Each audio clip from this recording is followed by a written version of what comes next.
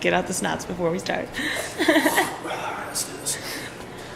So can you please state your name and what community you live in? So my name is Patrick Marshall. I'm from Craig, Alaska.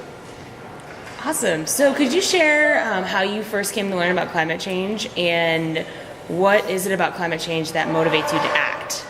So when I first learned about climate change, I think it was in probably high school. We did a small, little subject on it, and we didn't get much information, so I was sort of wondering more and more about it. And then I got a call from AYEA, who said, "Hey, you want to come do something about climate change? We know you did something in Public Mind last year, so I thought you might be interested in this." I was like, "Oh yeah, sure, why not?" Because climate change is really important because these are our homes. This is our Earth, and we're not really treating it correctly. And if we want to preserve this for our children's children, we need to start, doing stuff correctly now.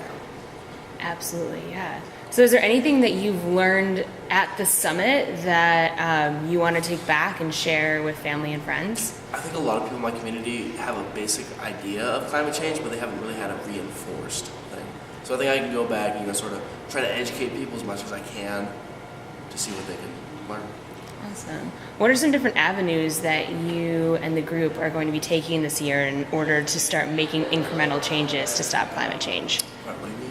So what are some avenues that you're looking at? Like, what is the campaign plan looking at like? So we're doing a lot of different things this year. We have a petition that we're going to be starting basically in a couple months. That's going to try to pressure the legislative people to vote for policies that are in favor of stopping or reducing emissions.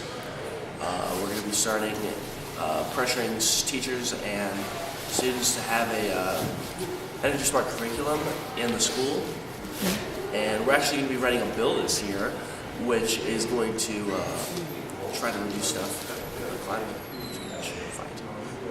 Awesome. And why do you think youth are the key spokespeople in this fight against climate change? So basically, youth are the future generation, the future.